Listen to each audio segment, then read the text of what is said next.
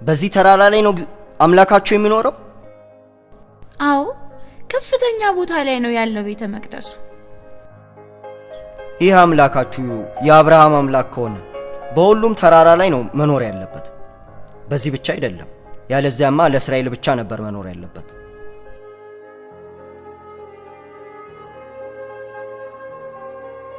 ሰውን የፈጠረው በእርሱ ምስል ከሆነ በእያንዳንዱ ሰው ልብ ውስጥ ነው ያለው ማለት ነው።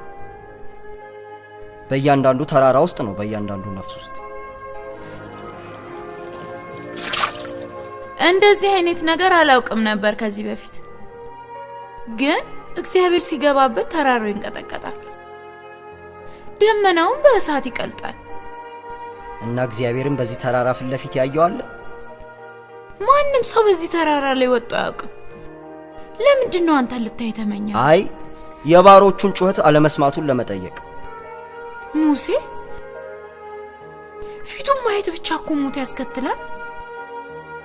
ስለራቃችሁ አይደለም እንዴ ብዙዎቻችን የሞት ነው? ግን ትፈርድበታለህ ሰው ሆነ? የእርሱን ዓላማኝ አናውቅም፣ የእግዚአብሔርንም ዓላማኝ አናውቅም። አንተ የታላቅ ሕዝብ አባት እንድትሆን ነው እግዚአብሔር ወደ ምድረ በዳ ይመራ፣ ከፈርዖን ቁጣ ያዳነ። ይህ ምልክት አይሆንም? እንዴት ይህን ሁሉ አወቅሽ? እንደ ልዑል ነው የምትጓዘው፣ እንደ ጀግና ነው የምትፋለመው። በዚህ ላይ ከካራቫን የሰማነው ወሬ አለ። ታላቅ ሰው ወደ በረሃ ተለቋል። ይሄ እኮ የልዑል ዱላ አይደለም፣ የተጓዥ እንጂ። እንግዲያው ረፍት አድርግ። አባቴ ብዙ በጎች አሉት፣ ወንድ ልጅ ግን የለውም። ሙሴ ላንተ ደግሞ መንፈስ ያርፍልሃል። እዚህ የተከበረ ተራራ ስር ብትኖር ይሻልሃል። በእውነት አንቺ ትልቅ እምነት አለሽ በዚህ እግዚአብሔር። እኔ ግን የመንፈስ ረፍት የለኝም። የእግዚአብሔር ድምጽ ካልሰማሁ ራሱ እግዚአብሔር ሊያነጋግረኝ ይገባል። ምረጣ ሙሴ እንዴ! ስንት አበባ! አቤት የኔ አይነት እድሜ ቢኖርህ። በጄትሮ መንደር ክብር፣ ነፃነት አለ፣ ቁንጅናም አለ። ማንም ሰው ይህንን ነው የሚመኘው። ግን እኔ ያለፈ ህይወት ያስሮኛል። ልቤ መምረጥ አልቻለም።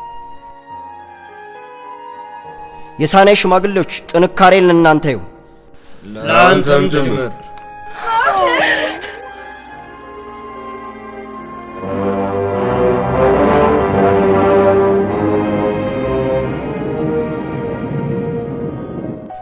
ዛሬ ነቅቷል ማለት ነው።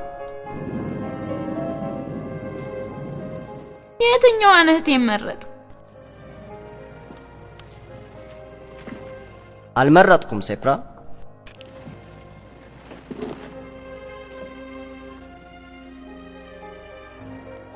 ቆንጆ ነበረች አይደል የምትወዳት ሴት? በእርግጥ ቆንጆ ነበረች፣ ልክ እንደ እንቁ ነበረች። ትንሽ ነው የምንሰጥ፣ ላንተ ግን ያለንን ነው የምንሰጥክ። ትንሽ አይደለም ያገኘሁት ሴፕራ።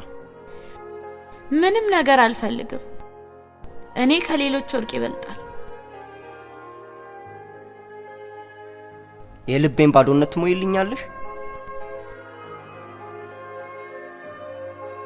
ሙሉ በሙሉ ላልሞላው እችላለሁ።